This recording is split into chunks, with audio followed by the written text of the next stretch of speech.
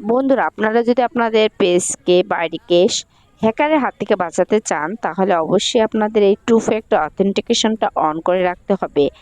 আর আজকে আমি আপনাদের সম্পূর্ণ স্ক্রিন শেয়ার করে দেখিয়ে দেব কিভাবে এই টু ফ্যাক্টর অথেন্টিকেশনটা অন করবেন।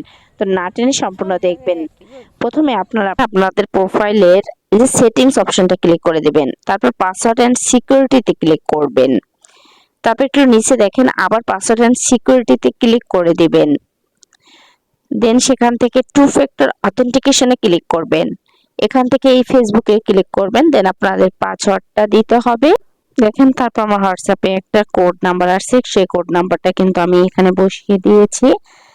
তারপর এখানে আপনারা এসএমএস আর হোয়াটসঅ্যাপে এই অপশনটা আপনারা কিন্তু ক্লিক করে দিবেন। দেন আপনাদের যে নাম্বার থেকে ফেসবুক আইডি করা সেই অপশনটা ওখানে ক্লিক করে দিবেন।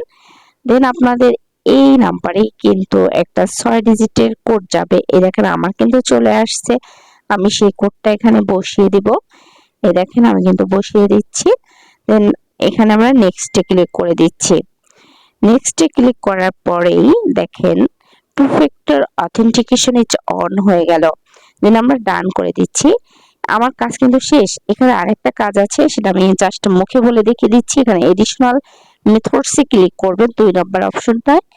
দেন এটা ক্লিক করার পরে এখানে আপনাদের প্রায় 5, 6, 7টা আপনাদের কিছু ডিজিট দেবে, কিছু সংখ্যা দেবে। ওই সংখ্যাগুলো অবশ্যই আপনারা ডায়েরিতে লিখে রাখবেন, কারণ পরবর্তীতে আপনাদের অনেক সময় এই কোডগুলো লাগতে পারে।